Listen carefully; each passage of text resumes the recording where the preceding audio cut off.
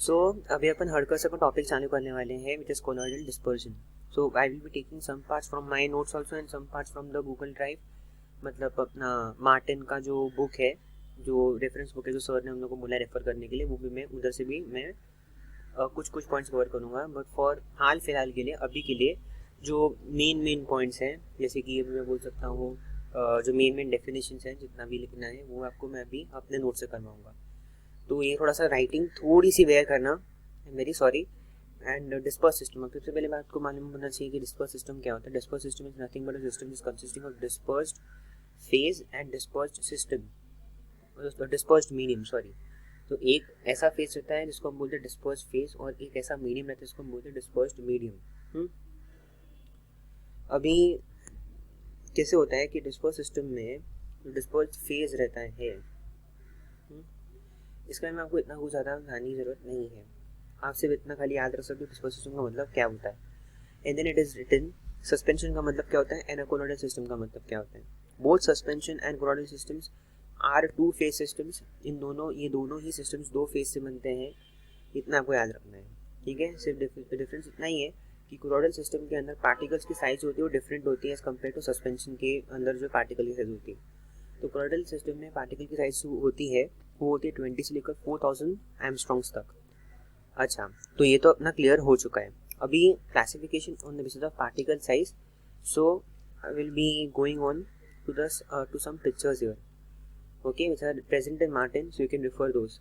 अभी on the basis of particle size है, तो ये यहाँ पर दिखाया हुआ है कि पार्टिकल साइज के बेसिस पे अगर हमको क्लासिफिकेशन करना है तो हम कैसे कर सकते हैं. और ये मेनली ये आपको इसमें आने वाला है, ठीक है ना, एमसीक्यू में आने वाला है. So it is not like कि आपको लिखने में आएगा, ये बेसिकली आपको एमसीक्यू में ही आने वाला है. सो मॉलिक्यूलर डिस्पर्जन जो रहता है दैट इज नथिंग बट उनकी पार्टिकल साइज होती है लेस देन 1 mm.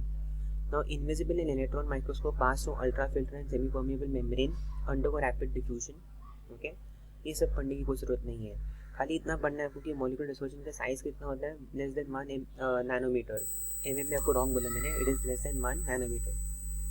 जैसे कि ऑक्सीजन मॉलिक्यूल्स हो गए, ठीक है, ओनली आयोन्स हो गए, ग्लूकोज हो गए, जो ओनली आयोन्स रहते हैं ना, जो ठीक है ना, जो अपने सोडियम आयन हो गया, पोटेशियम आयन हो गया, ये सब जितने भी आयन्स हो गए, ये सब मेरे मॉलिक्यूलर डिस्पर्जन के पार्टिकल्स में आ जाते हैं. ओके ओके ओके, तो हम लोगों ने वही बोला था आपको कि लेस देन 1 नैनोमीटर का जो साइज रहता है वो अपने आयोन्स का रहता है. अब अगर अपने को मालूम पड़ना है कि कोलॉइडल डिस्पर्जन कैसा रहता है, तो उसके अंदर रहते हैं लेस, थोड़ा सा और साइज कम हो जाती है, that is 1 nanometer to 0.5 micrometers. ठीक है, सो इसके अंदर कौन से लोग आ जाते हैं, इसके अंदर कोलॉइडल सिल्वर सॉल्ट आ जाते हैं. अभी देखो आपको मालूम होना चाहिए डिफरेंस बिटवीन, मतलब ये हम क्या वर्ड यूज करें, सॉल. ठीक है ना, जब अपन को सर सिखा रहे थे तभी वो बोल रहे थे sol sol sol sol. Sol is also colloid. Okay, colloid and sol are two different things, नहीं एक ही चीज है. ओके, अच्छा, अभी colloidal silver salt natural and synthetic polymers, cheese, butter, jelly, paint हो गया, मिल्क हो गया, शेविंग क्रीम हो गया, ठीक है ना, ये सब जितने भी क्रीम अपन यूज़ करते हैं, बटर यूज़ करते हैं, मिल्क यूज़ करते हैं, जेली यूज़ करते हैं, चीज़ यूज़ करते हैं, पॉलीमर्स यूज़ करते हैं, ये सब की साइज़ इतनी होती है, दैट इज़ 1 to 0.5 माइक्रोमीटर तक की साइज़ रहती है यहाँ पर. ठीक है, अच्छा, कोर्स डिस्पर्जन जो रहेगा हमारे पास वो रहेगा ग्रेटर देन 0.5 माइक्रोमीटर्स. ओके, बड़ा सिंपल सा वैल्यूज़ दिए हैं यहाँ पर. पहला वाला मॉलिक्यूलर डिस्पर्जन जो था वो 1 नैनोमीटर से कम था. ठीक है, then we came down to colloidal dispersion, तो वो थोड़ा सा मतलब दैट वाज फ्रॉम 1 to 0.5. ठीक है, अभी बाद में जब अपन आए कोर्स डिस्पर्जन पे, तो उसका क्या हो गया, 0.5 माइक्रोमीटर से थोड़ा ग्रेटर. ठीक है, तो वो बात हो गई, बराबर है. तो वही बात हम लोग यहाँ पर कवर करनी है और कुछ नहीं कवर करना है. यहाँ पर ये भी उन्होंने दिया हुआ है कि 1 माइक्रोमीटर कितना मीटर होता है एंड 1 नैनोमीटर कितना मीटर होता है. ये तो सीधी सी बात है कि 1 माइक्रोमीटर का जो रहता है वो नैनोमीटर से कम रहता है. समझ में आ रहा है. अच्छा, अभी हम लोग कवर करने वाले हैं, actually is wrong, I am wrong, sorry, I am very wrong. Nanometer जो है मैंने आपको रॉन्ग स्टेटमेंट बोला कि नैनोमीटर जो रहता है वो माइक्रोमीटर से ज़्यादा रहता है. इनफैक्ट आई एम रॉन्ग, आप खुद देख सकते हैं यहाँ पर -9 meters and -6 meters. Of course nanometer ज़्यादा है माइक्रोमीटर से, करेक्ट है. तो ये तो कुछ भी नहीं था अभी क्लासिफिकेशन की बेसिस पे. तो अब अपन मेन क्लासिफिकेशन में जाने वाले हैं, which is called as types of colloidal systems, lyophobic and lyophilic colloids.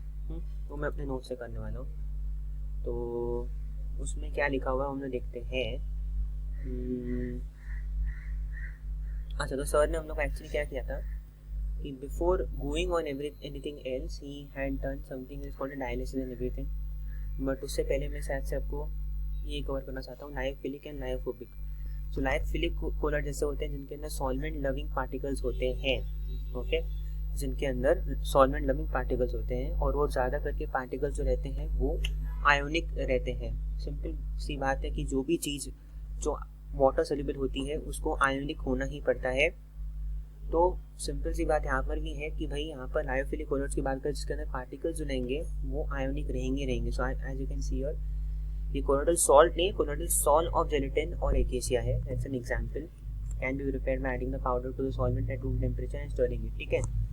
तो if water is solvent then it is known as hydrophilic colloid, okay. So अगर हाइड्रोफिलिक कोलॉइड्स की बात करो तो then water comes into the picture. तो lyophilic की बात जो है यहाँ पर कि सॉल्वेंट लविंग, मैंने एक रॉन्ग मिस्टेक यहाँ, एक बड़ी मिस्टेक यहाँ पर से कर दी। जो लायोफिलिक कोलॉइड्स होते हैं not necessary that they're ions. Ions किसके केस में बनेंगे, जब आपके पास हाइड्रोफिलिक कोलॉइड्स हो। कोलॉइड्स के जो पार्टिकल्स रहते हैं वो आयंस कब रहेंगे, जब आपके पास हाइड्रोफिलिक हो। बट जनरल अगर आप लायोफिलिक की बात कर रहे हो तो लायोफिलिक के अंदर आयंस प्रेजेंट रह सकते हैं या फिर नहीं भी रह सकते हैं, बट दे सॉल्वेंट लविंग, इतना मैं आपको बोल सकता हूँ, ठीक है। क्योंकि वाटर के केस में आपको पता है कि वाटर में अगर किसी को भी सॉल्युबल होना है तो it has to form ions, ठीक है। सिंपली दूसरे भी केसेस में अगर दूसरे सॉल्वेंट्स है, जैसे कि दूसरे अलग सॉल्वेंट्स हो गए, ठीक है, उनके अंदर भी अगर सॉल्युबल होना है तो of course they have to form certain ions and then only you know become soluble, ठीक है। सो जनरली अगर हम बात करें लायोफिलिक कोलॉइड्स की तो वही आयंस ही रहते हैं उसके अंदर, पार्टिकल्स, ठीक है। इसके लिए तो ज़्यादा उनको ब्रेक करना is very hard. But lyophobic में is very different. The solvent is organic. यहाँ पर लायोफोबिक में if the solvent is organic then it is known as lyophobic colloid, ठीक है। तो आपको मैं बोला था ना लायोफिलिक मतलब सिंपल मैं बोला था कि आयंस प्रेजेंट होना बहुत ज़रूरी है, क्योंकि वहाँ पर ऑर्गेनिक सॉल्वेंट्स की हम बात बिल्कुल भी नहीं करते, ठीक है। वहाँ पर हम आयोनिक सॉल्वेंट्स की बात करते हैं, और लायोफोबिक कोलॉइड्स में स्ट्रिक्टली हम ऑर्गेनिक सॉल्वेंट्स की बात करते हैं, तो ऑफकोर्स उसमें आयंस की जरूरत नहीं पड़ती, ठीक है।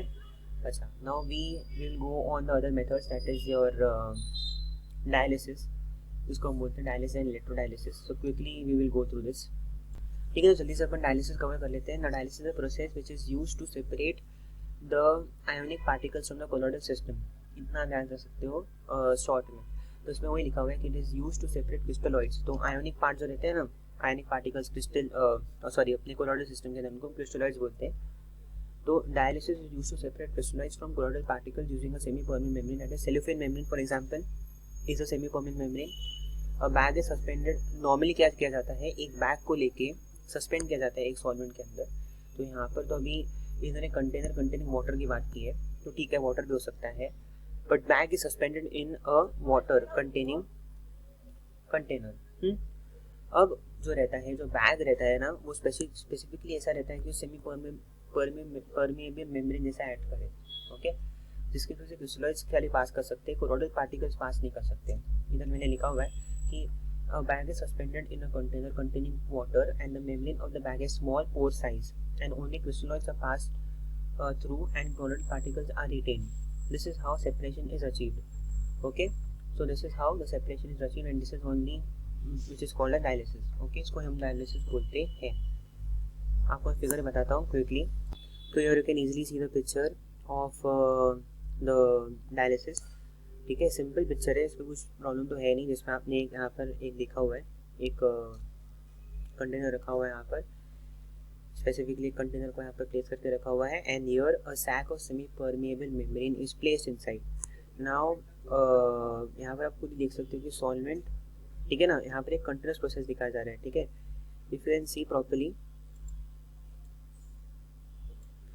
सी प्रॉपर्ली, अगर आप यहाँ पर थोड़ा सा और जूम इन करके देखोगे तो आपको दिखेगा सॉल्वेंट इन लिखा हुआ है यहाँ पर से। तो एक यहाँ पर से एक वाल्व है जहाँ से सॉल्वेंट इन मतलब जो वाटर है अपना जो अंदर आ रहा है, जो जिसके अंदर कोलॉइडल सिस्टम है, और ये जो है दिस इज कंटेनिंग वाटर, ठीक है, which is containing the colloidal system, तो मतलब बाहर निकल रहा है। तो ये जैसे कंटिन्यूस प्रोसेस, यहाँ से आप फीड कर रहे हो, वहाँ से निकल भी जा रहा है। समझ में आ रहा है। तो ये जो वाटर है ये स्पेसिफिकली बेसिकली ये आपका आउटलेट है, ठीक है ना, ताकि मतलब कंटिन्यूस प्रोसेस रहे। Now if you studied pharm engineering तो आपको याद रहेगा कि अपन कंटिन्यूस प्रोसेस की बात करते हैं, जैसे कि आपका जो मतलब जिसका मतलब ये होता है कि आप अपना फीड डालते जा रहे हो अंदर के अंदर और वो उसी समय पे बाहर भी निकलते जा रहा है, करेक्ट है। और वैसे वैसे फिर आपका जो क्रिस्टलॉइड्स है वो सेपरेट होते जा रहे हैं, करेक्ट है। और ऑफकोर्स आपको ये करते रहना भी चाहिए, बिकॉज ये अगर कंटिन्यूस प्रोसेस नहीं भी रहा, ठीक है ना, तो पूरे कंटेनर में अगर आपके पास वो कोलॉइडल सिस्टम ऐसा रह जाएगा which is not containing crystalloids, separation क्या करोगे फिर आप। तो in order to keep that process going you have to remove the fluid which is containing the colloidal system without crystalloids, correct है कि नहीं करेक्ट है। इतना तो सिंपल कॉमन सेंस है कि जैसे जैसे अपना क्रिस्टलॉइड्स रिमूव होते गए कोलॉइडल सिस्टम में से, वो कोलॉइडल सिस्टम को अपने को बाहर भी निकलना है कंटेनर से, तो उसी के लिए हम लोगों ने एक आउटलेट रखा है जो कोलॉइडल सिस्टम को भी बाहर निकालते जाएगा। नया फिर अपना फ्लूइड यहाँ पर एंट्री होते जा रही है ताकि ये प्रोसेस रुके ना और प्रोसेस स्लो ना हो गए, ठीक है ना।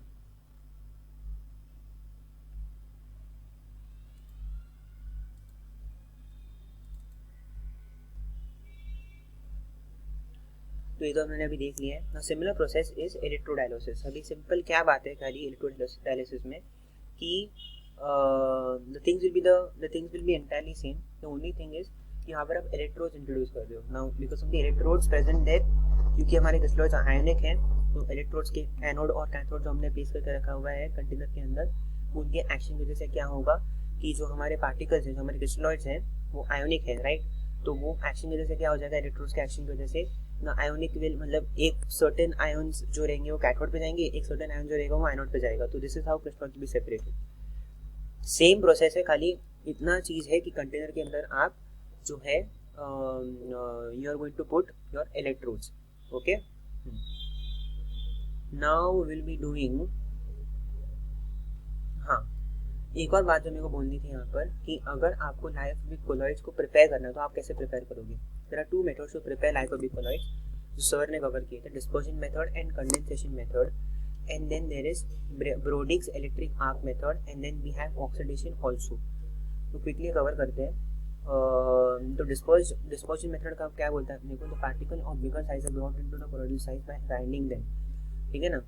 कोलॉइड मिल में जाके अपन ने अगर काम इंजीनियरिंग में पढ़ा था ना कोलॉइड मिल, तो कोलॉइड मिल में जाके ग्राइंडिंग होती है और पार्टिकल्स को ग्राइंड करके कोलॉइडल साइज में लाया जाता है। अब ये पार्टिकल्स जो रहते हैं डिस्पर्शन मेथड में, these particles are very of bigger sizes, तो उन बिगर साइजेस को कोलॉइडल सिस्टम में लाया जाता है, करेक्ट है। सिंपल सी बात है, ज़्यादा कुछ सोचने की बात तो है नहीं, ठीक है। कंडेंसेशन मेथड में एग्जैक्टली उल्टा होता है कि अब छोटे पार्टिकल साइज रहते हैं तो उनको बड़ा करते हो आप। How are you going to do that, in this the particles are smaller size and are brought into the colloidal range, simple। and Brodik's electric arc method में क्या होता है, इसमें आप बनाते हो मेटल सॉल्व्स, ठीक है ना। अब तक तो हमने जनरली, ठीक है ना, मतलब मेटल सॉल्व्स का मतलब होता है कि एक कोलॉइडल सिस्टम जिसके अंदर मेटल पार्टिकल्स प्रेजेंट है, जैसे कि सिल्वर पार्टिकल हो गया, प्लैटिनम पार्टिकल्स हो गए, करेक्ट है। they can be formed by stacking an electric arc between electrodes cathode and anode. तो अपन क्या करेंगे, एक कंटेनर रखेंगे, ठीक है। अभी उस कंटेनर में जब अपन काम कर रहे हैं तो उसके बस एनोड रहेगा, एक कैथोड रहेगा, करेक्ट। इलेक्ट्रोड्स अपने डिप्ट रहेंगे ऑलरेडी। अब आपका जो कंटेनर रहेगा उसके अंदर जो इलेक्ट्रोलाइट प्रेजेंट है, इलेक्ट्रोलाइट बोलना नहीं चाहिए अपने को एक्चुअली में, बट जो अपना कंटेनर के अंदर सोल्यूशन प्रेजेंट है जिसके अंदर अपन इलेक्ट्रोड्स डिप करके रखे हैं, वो सोल्यूशन जो रहेगा ना वो ही मेटल्स का बना होगा जो अपने को जिसका कोलॉइडल सिस्टम ऑब्टेन करना है, करेक्ट है। जैसे कि प्लैटिनम का और सिल्वर का अगर अपने को कोलॉइडल सिस्टम्स अगर अपने को ऑब्टेन करने हैं तो अपने को सोल्यूशन में मेटल्स वो ही चाहिए। जैसे कि अगर अपने को प्लैटिनम का कोलॉइडल सिस्टम चाहिए तो अपने को प्लैटिनम रहना चाहिए सोल्यूशन के अंदर, तो ही अपने को ये सॉल्ट या फिर कोलॉइडल सिस्टम मिल सकता है। अब ये इलेक्ट्रिक आर्क का मतलब क्या होता है, आप क्या करोगे, दो कैथोड्स जो अपने दो इलेक्ट्रोड्स आपके पास है, कैथोड और एनोड, उन दोनों को जब आप क्लोज कॉन्टैक्ट में लेके आओगे तो उसके एक स्पार्क होगा, ओके। तो स्पार्क को अपन इलेक्ट्रिक आर्क बोलते हैं। इधर मैंने लिखा है कि electric arc means the spark that comes when you strike the electrodes, when you strike the electrodes that spark comes, right. तो इसी मेथड से, और मैं ज़्यादा डिटेल में बात नहीं करूँगा बिकॉज सर ने भी इसको डिटेल में कवर किया नहीं है, ओके। और मार्टिन में भी इसका कुछ मुझे लगता नहीं है, ठीक है। This is only the same thing. Next lecture में अपन ऑक्सीडेशन से कवर कर देंगे, ठीक है।